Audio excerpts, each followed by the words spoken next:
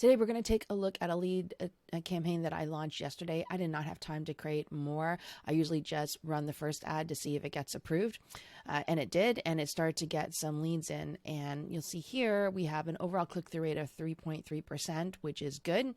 Over here, the link click-through rate is under 1%, so I want that to be better. However, I'm also going to look at the cost per lead. If this cost per lead was, say, $2 or $3, I don't care if it's under 1%. I would just leave it. This is 4.72, and so I know I can do better. The creative is obviously doing well, so I just need something new inside of the headline and the primary text. So I went into ChatGPT and I asked it to rewrite it in several different voices. This is the go-to I do first. So I have many of these I can choose from. I just chose ones that tend to work best for the ads that I run. So I did Frank Kern, I did Robert Collier, I did Joe Sugarman, and Perry Belcher.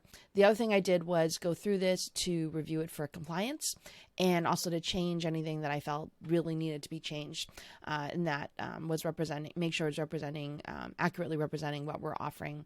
So a lot of stuff in here, well, not a lot, but a bit of stuff here had to be changed for compliance reasons. And otherwise I left it in the style, even though some of this I don't like it at all. It's not my style. It's not my voice, but I'm going to try it anyway, because this is all about just testing stuff. A lot of stuff I run doesn't work. But one of these usually works for me. I have about 22, I think, different voices that I'll try. And this isn't even with testing hooks yet either. So had it do this, thought one was too similar to the others, so asked it to rewrite it again.